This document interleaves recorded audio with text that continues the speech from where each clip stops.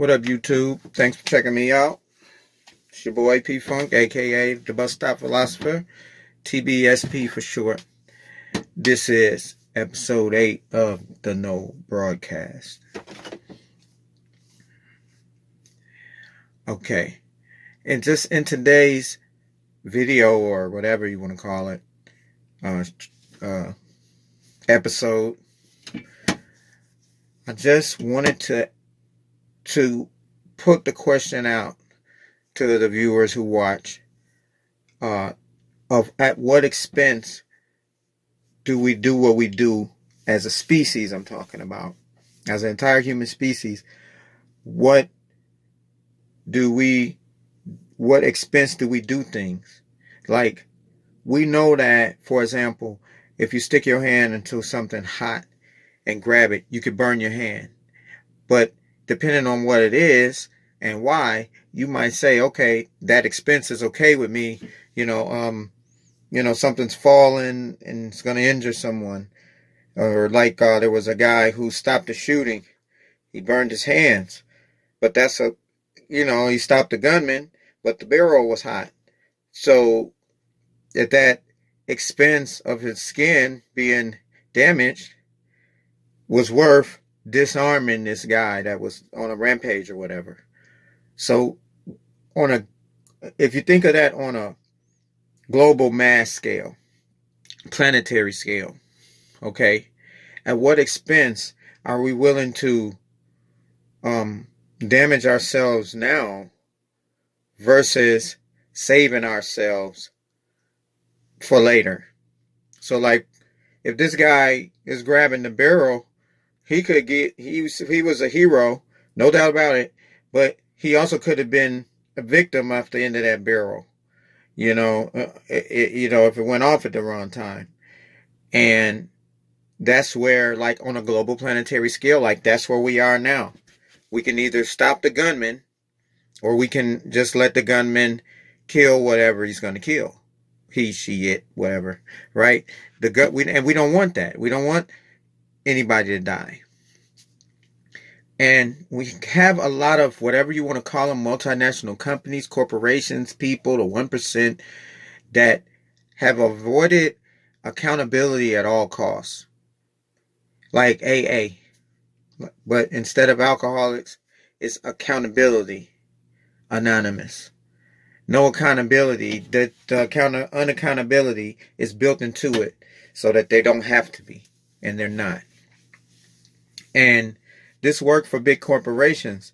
They ain't accountable for their finance. It's hidden all over.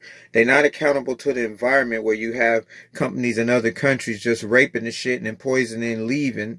And they're not accountable to them because they're from another country.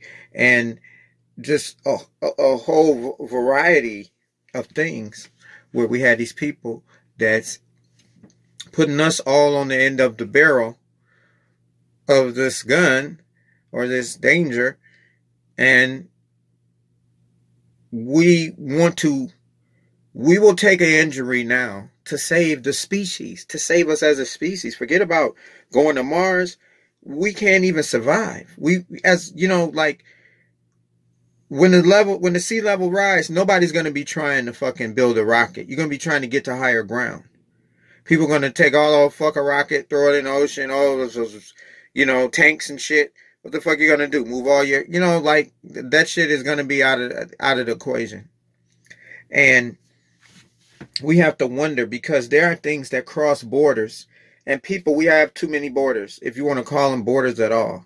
It's just these territorial exploits of places that makes countries and borders and geographical things and all of that. But you have things that don't follow borders.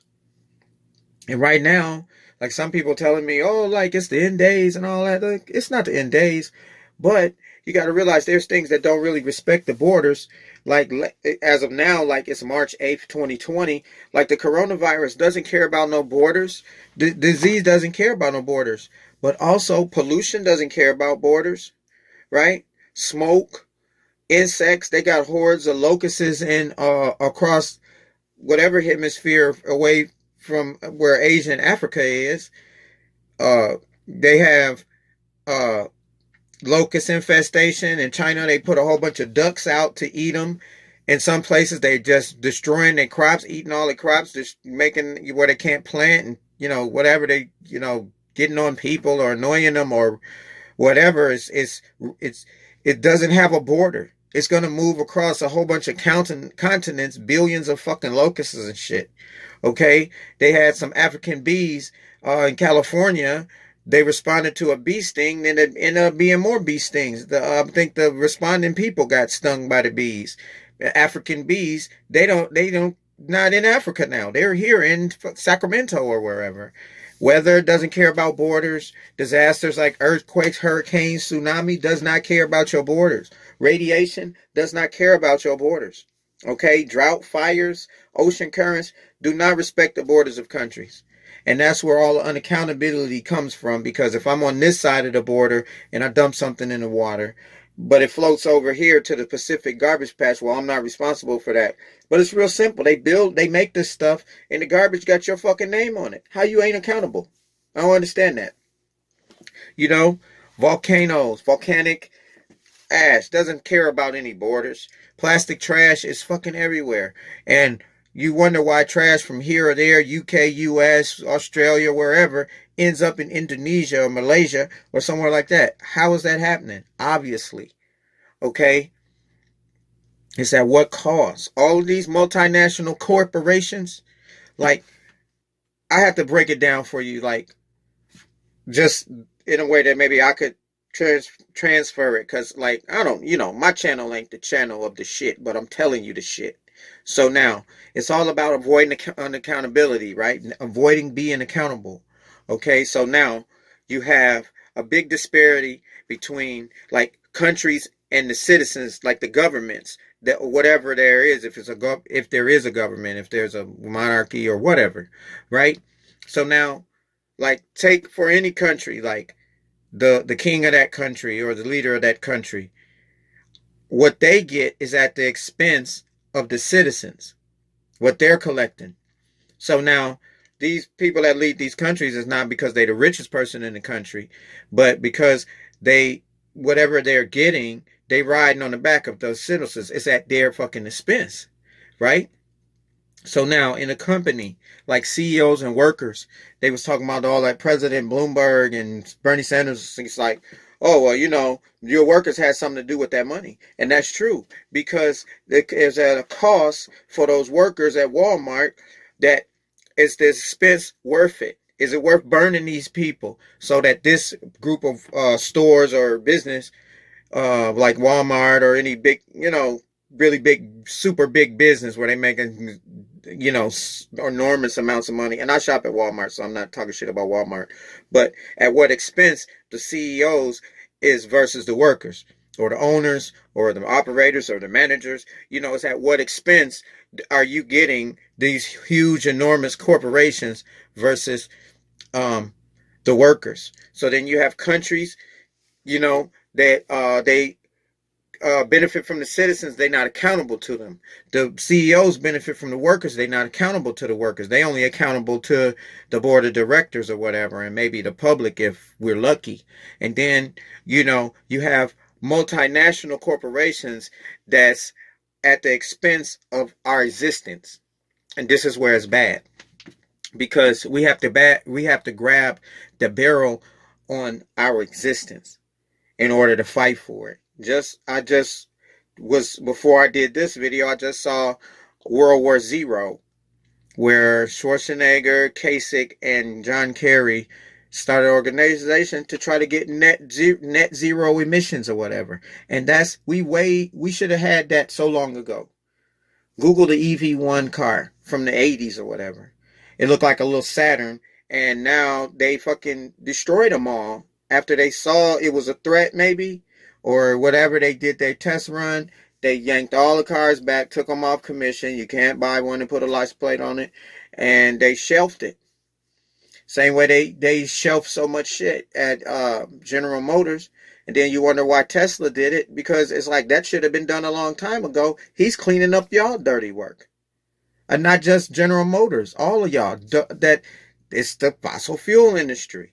And it just reaches into everything to a point where it's like we can't get rid of it, but we know, or I know, carbon belongs beneath the earth.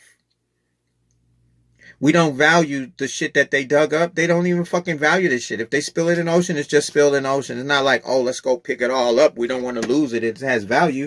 It has no value to them once it's spilled on the ground or spilled in the ocean. And it's so much global calamity that's behind it.